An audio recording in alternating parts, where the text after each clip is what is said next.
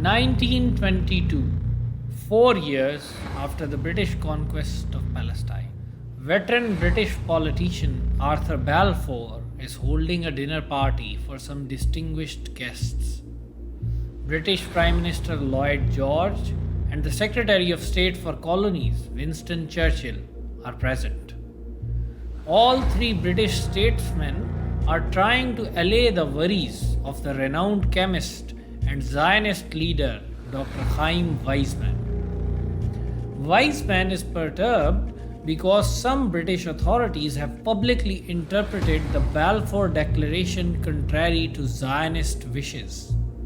There is talk that the phrase Jewish national home doesn't mean that an eventual Jewish state will be created in Palestine.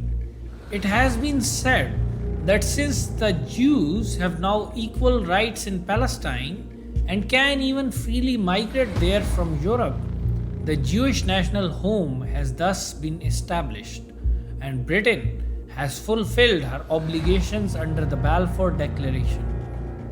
This, of course, is intolerable for Weizmann and the Zionists. For them, the Jewish national home is synonymous with a Jewish state encompassing all of Palestine. At this fateful dinner, the three statesmen assured Weizmann that by the term Jewish national home, they always meant an eventual Jewish state. Lloyd George assured the Zionist leader that for this reason Britain would never allow representative government in Palestine. The British were true to their word this time. One of the world's leading democracies never allowed any sort of representative government in Palestine throughout their rule, which spanned 30 years, hence disenfranchising the clear Arab majority and denying them their democratic rights.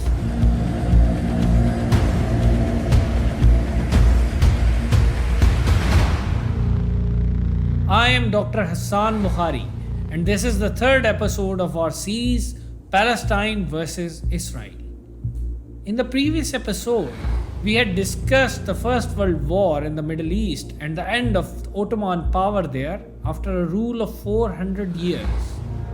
In 1918, as the World War drew to a close, the situation in the Middle East was chaotic. British forces controlled the region, but the Arab forces under Sharif Hussein's son Faisal were also active. The French and Zionists were demanding that Britain fulfill its promises to them. All four sides were apprehensive of each other. The first attempts at making a mutually beneficial deal were made between the British and the French on one hand and between the Arabs and the Zionists on the other hand. On the 1st of December 1918, a meeting took place between French Prime Minister Clemenceau and British Prime Minister Lloyd George. The relations between the erstwhile allies were tense, and Middle East was the major bone of contention. At this meeting, Lloyd George demanded that the Sykes-Picot Agreement be modified to give control of Palestine and Mosul to Britain. Several more summits followed, and on one occasion, both prime ministers even came very close to a fist fight. Ultimately, the issue was settled in 1920 at the San Remo Conference when Britain got its way over Palestine and Mosul, but it had to ditch its ally Faisal bin Hussein as Syria and Lebanon were given to France. Faisal, who had been led by the British to occupy Damascus, knew even in 1918 that his position was tenuous. He attempted to make a deal with Zionists with the encouragement of the British. He met the Zionist leader Dr. Chaim Weizmann in Paris during the post-World War Peace Conference. On January the 4th, 1919, the Faisal-Weizmann Agreement was signed. Weizmann had deceptively told Faisal some months prior to the agreement that the Jews did not propose to set up a government of their own, but wished to work under British protection to colonize and develop Palestine without encroaching on any legitimate interests. The salient features of the agreement were: number 1, Faisal accepted the Balfour Declaration. Number 2, Faisal agreed to a boundary demarcation with Palestine and encouragement of Jewish immigration to Palestine. Number 3, Zionist organization was to send a commission to help the economic development of the Arab state. Number 4, British government would be the final arbiter in any case of dispute. But at the last moment, Faisal added a caveat to the agreement. He wrote at the end of the document that if the British government didn't accept and support the establishment of an Arab empire in Greater Syria as promised during the World War, the agreement with the Zionists will be voided with immediate effect. Since Britain never had any intention of doing this, the Faisal-Weizmann agreement was stillborn. A few months later, in July 1919, the General Syrian Congress, a body organized by Faisal, which included representatives from all parts of Greater Syria, that is modern Syria, Palestine, Jordan, and Lebanon, rejected the Faisal-Weizmann agreement, refused to acknowledge any French right over Syria or Zionist right over Palestine, and recommended Faisal as the king of Greater Syria. In March 1920, Faisal upped the ante by making the General Syrian Congress issue a proclamation declaring him the king of Greater Syria. After the San Remo Conference in April 1920, Faisal was essentially abandoned by his British allies. The situation in the Middle East was still fluid, with the British, French, Zionists, and the Arabs in the grip of both hopes and fears. Here, I will briefly discuss the mandatory system through which the French and the British claimed legitimacy for their authority in the Middle East. According to the League of Nations, the wishes of those communities that would be ruled by a mandatory power must have been a principal consideration in the selection of a mandatory power. The USA advocated that a commission be formed to ascertain the wishes of the people of the Middle East in this regard. Despite resistance by the British and the French, an American commission headed by two American diplomats, Henry King and Charles Crane, dubbed the King-Crane Commission, visited the Middle East after the World War. The commission conducted interviews from all communities, including the Jews in Palestine, Syria, and Lebanon.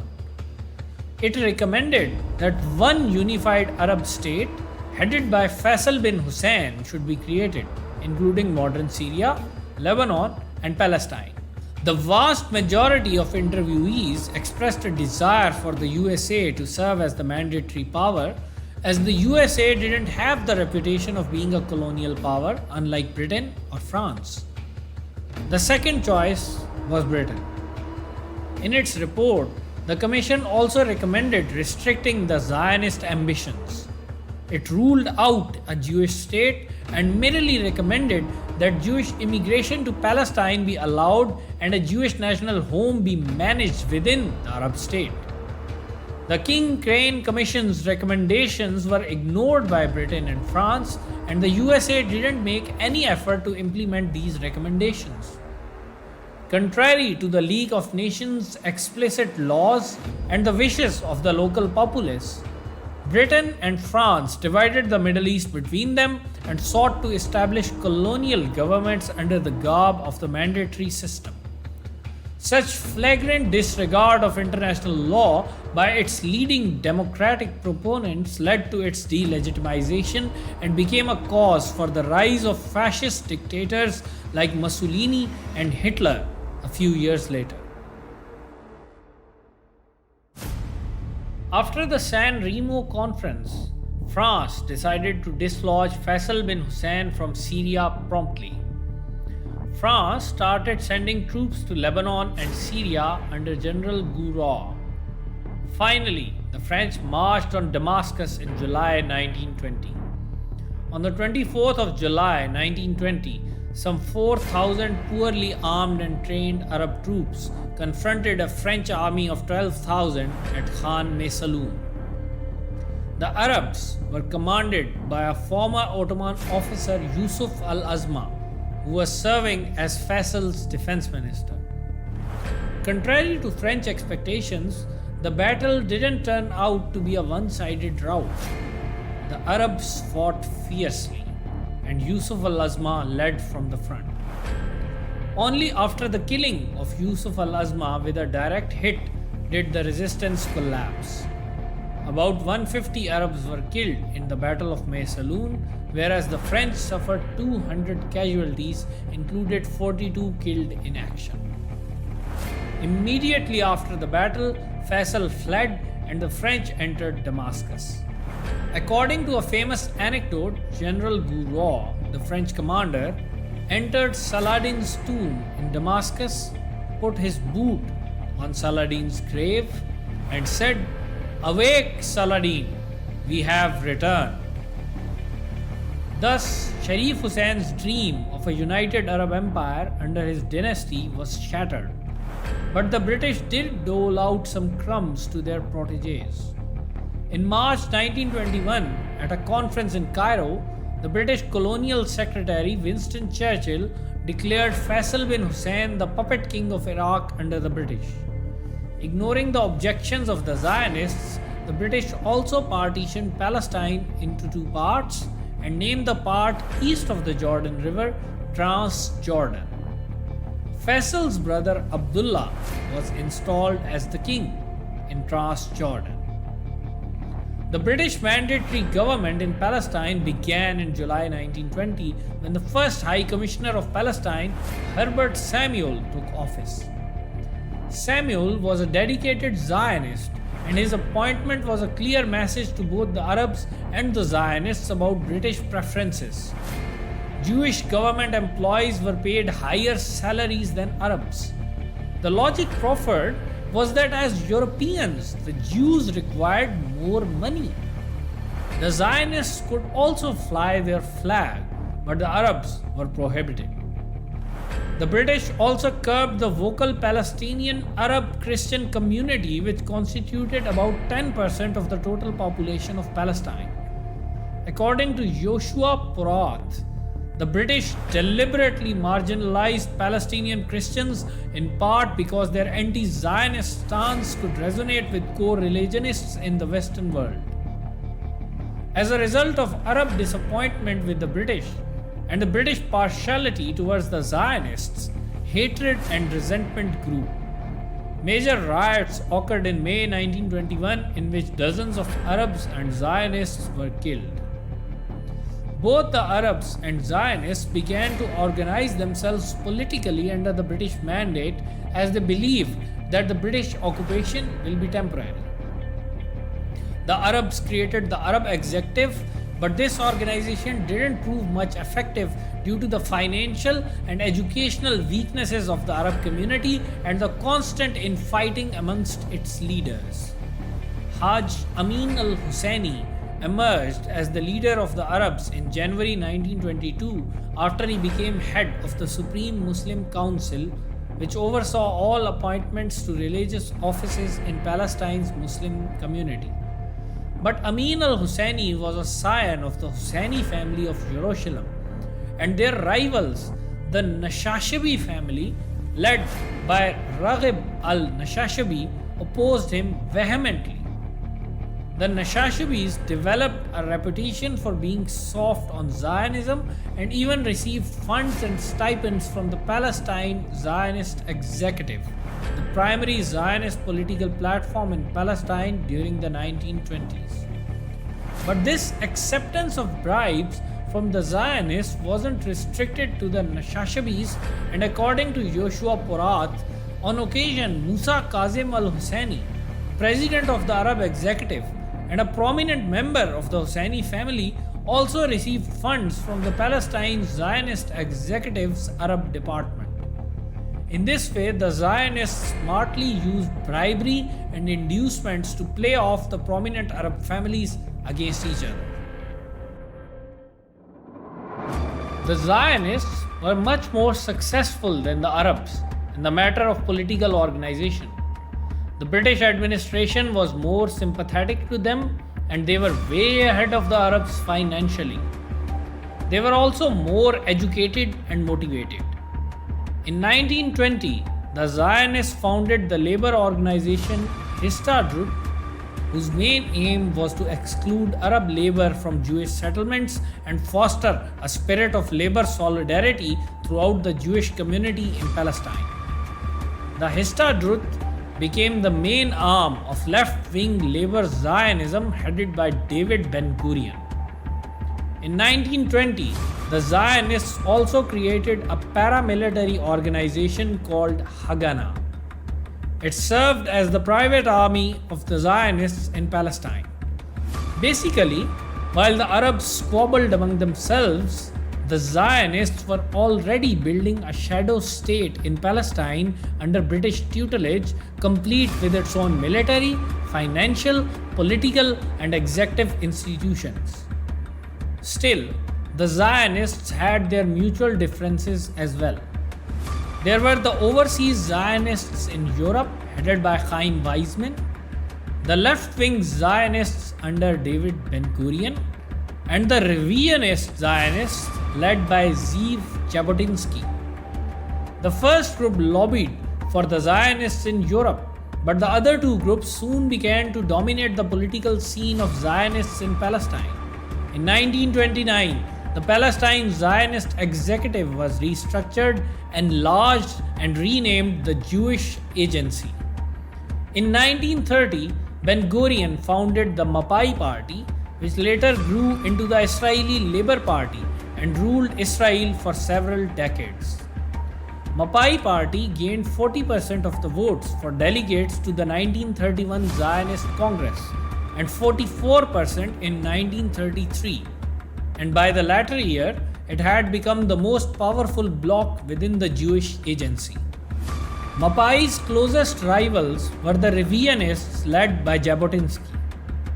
It might appear odd today, but Jabotinsky was much inspired by European fascists and formed youth groups named Betar, who wore brown shirts like Hitler's SA and used special salutes. Jabotinsky dubbed labor Zionism a cancer and advocated violence and military activities against anyone who resisted or opposed the creation of a Zionist state in Palestine, be it the Palestinian Arabs or even the British.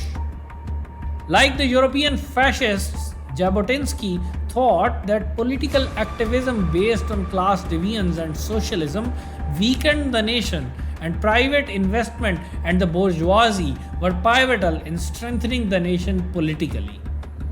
Revisionist Zionists also rapidly gained in popularity and weren't far behind the Mapai Party in popularity in the late 1920s and 1930s. Importantly, both the Mapai and the revisionists never let their mutual acrimony distract them from their main goal. They tread different paths, but they envisioned a common destination. Both Ben-Gurion and Jabotinsky understood from the start that Palestine had to be heavily colonized and the Arabs had to be suppressed and even expelled in order to create a Zionist state in Palestine. Ben-Gurion had declared as early as 1918 that there is no solution to the question of relations between Arabs and Jews. And we must recognize this situation. We as a nation want this country to be ours. The Arabs as a nation want this country to be theirs. Similarly, at the Zionist Congress in Prague in 1921, Jabotinsky had been very curt and he said, "I don't know of a single example in history where a country was colonized with the courteous consent of the population."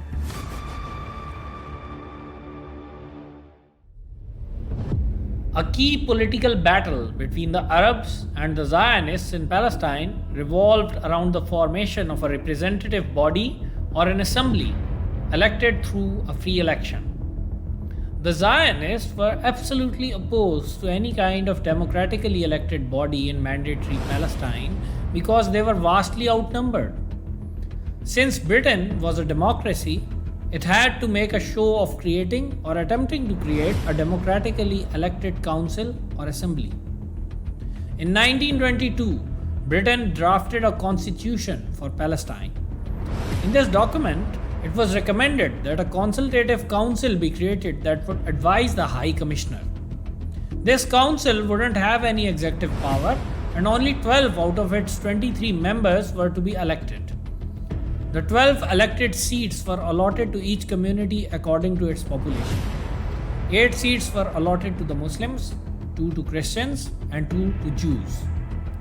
By creating this merely consultative council, Britain aimed both to justify its democratic credentials and to fulfill its promises to Zionists of not allowing any representative government in Palestine. Both the Muslims and Christians boycotted the elections for the new council through the Arab executive because the Arab executive was denied even the right to discuss the problems arising out of the British promises to Zionists. Some authorities have criticized this decision as it excluded the Arab executive from any participation in the mandatory government and left the field open for Zionists. But it must be remembered that by agreeing to this, the Arab executive would have conferred legitimacy on the British occupation of Palestine, the Balfour Declaration, and Zionist immigration to Palestine. Since the British didn't ever intend to create an empowered democratic executive body in Palestine, becoming a part of this sham exercise wouldn't have brought any significant benefit to the Arabs. But the Arabs were themselves divided over this strategy. Particularly, the Nashashibi family wanted to join the council and garner some British patronage. In 1929, the new British High Commissioner in Palestine, Sir John Chancellor, declared that he was open to hearing new proposals regarding the establishment of a legislative assembly. The Husseini and Nashashibi families conducted negotiations about formulating united Arab proposals for the future legislative assembly's establishment. They were close to an agreement when the negotiations between the two families were abruptly interrupted due to the outbreak of massive riots between the Zionists and the Arabs in August 1929. The 1929 riots were caused by the contested ownership of the West Wall in Jerusalem. This wall is a remnant of Herod's second temple, and it is also considered sacred by Muslims. A Muslim organization, the Maghrabi Waqf, possessed the wall, and according to the terms of the mandate, no change in the status of any holy site was permitted. Nevertheless, Zionists tried to erect screens and build a sitting area in front of the wall. This was resisted by Muslims, and in September 1928, on the Jewish holiday of Yom Kippur, the Zionist screen was forcibly removed by the British police. This event led to great consternation among the Zionists, and tempers continued to boil. One Zionist leader even gave a recommendation to destroy the whole Maghrabi quarter located in front of the West Wall in order to demonstrate Zionist supremacy. On Thursday, August the 15th, 1929, some Jewish youths belonging to the Zionist proto-fascist organization of Betar raised the Zionist flag on the West Wall and sang the poem Hatikva, which later became the Israeli national anthem. They also reportedly shouted insulting remarks regarding Prophet Muhammad. A day later, thousands of Arabs marched on the West Wall after the Friday prayers. Speeches were made, and the Muslims were exhorted to defend the wall from Zionist encroachment. A week later, on the 23rd of August, rumors spread that the Jews were planning to launch an attack on Masjid al-Aqsa. This led to the formation of some Arab mobs who attacked the Jews. The violence escalated from there. In the following week, severe riots resulted in the demise of 133 Jews and 116 Arabs. The 1929 riots became a seminal event in the history of mandatory Palestine. They deepened the mutual antipathy between the Zionists and Arabs and further fueled the Arab distaste at the British government of Palestine. A vast majority of the Arabs now began to view the British and the Zionists as partners in crime who were determined to steal Palestine and Masjid al-Aqsa from them. These feelings were augmented by later events and contributed greatly to the eruption of the Great Arab Revolt of 1936, a pivotal event in the story of Palestine and Israel that will be discussed in the next episode of our series. Stay tuned. Please don't forget to like this video and subscribe to our channel.